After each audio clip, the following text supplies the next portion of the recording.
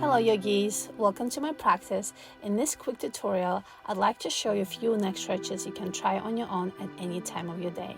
So go ahead, grab a yoga blanket or a towel and place it underneath your sitting bones. Avoid rounding your spine at all times. You can also use a yoga block to add some extra height.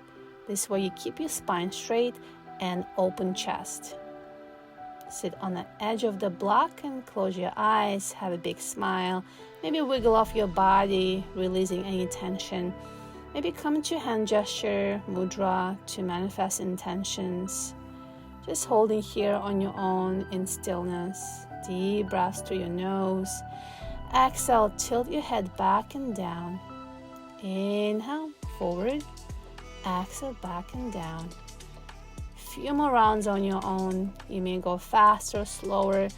Just pay attention to your sensations in the front of your neck as you tilt your head back and down. Now adding some extra move.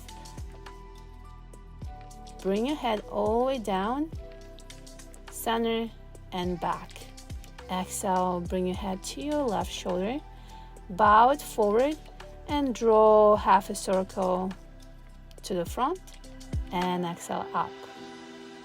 Inhale to your right shoulder.